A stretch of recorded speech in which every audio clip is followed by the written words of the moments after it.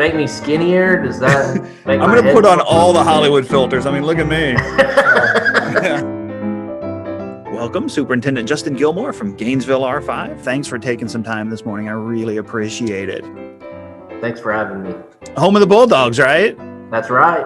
Bulldog pride. That's right. So we were talking just a little bit about kind of adapting and what teachers, especially in learning, has looked like through virtual or hybrid or in-seat. What does that look like down in Gainesville? Before, when you're just in person, teachers are obviously making their preparations and preparing their lesson plans for their in-person instruction. Well, now they're still doing that preparation, but then they're having to ensure that they get all that stuff uploaded onto Google Classroom or some kind of Blackboard or whatever schools are using. Here we're using Google Classroom, but there's a bunch of different ways to do that. But they're having to make sure they get that uploaded, but not just that they have the instruction there. They still have to serve these students as well. They still have to make sure that these students are understanding the content that they're sharing, that, they're succeeding. We can't just say, here it is, and we're done. We have to make sure that these kids are succeeding. We have to continue to have those conversations with the parents and making sure that the students, are doing the work. Since we're not, right there in front of them to ensure they're getting the work done, we have to still have those conversations and build those relationships with the parents to make sure that the kids can be successful at home. Lots of times, it's kind of emotional too, but lots of times what gets lost in public school is the love and care that these teachers have for these kids. And of course, you're going to have to cut this, but anyways, but these teachers and these administrators and school boards, they love these kids, when they care for them. And people can't, hold on.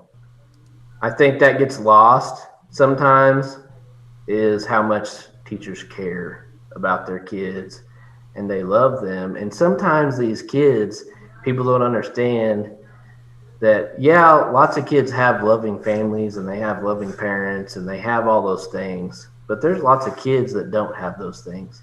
I know without a shadow of a doubt that how much my teachers care. I see how much work they put in and just the love they give these kids when they're here and how they treat the kids and different things. And those things, we can't lose sight of that. We can't ever lose sight of that. That's why public education is so important to the success of our society, because these kids have somebody else there that's advocating for them and advocating for their success, and that's very important. And it comes through, and that's what it's all about. And you nailed it.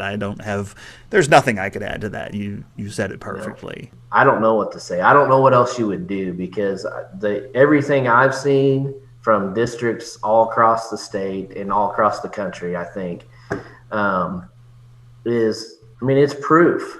It's proof. Like, look at what you're willing to do. We're going to distribute food on buses. We're going to distribute devices and instruction on buses to make sure that that students are still getting, these opportunities, these learning opportunities while we're out of school. This is still happening. It's not like we just shut the doors and these teachers went home and whatever. Lots of teachers will tell you that they worked harder when we shut down in March than kids were just in school, so it's just different, but if that's not proof of the care that I think these schools and the service the schools provide their students and community, then I really don't know what is. And I think that goes back, to what our word of the day was, and it was adapting. Right. And I think that's exactly right. So I really appreciate your time today. Best of luck for the rest of this school year, and let us know if you need anything. All right. Thanks for having me.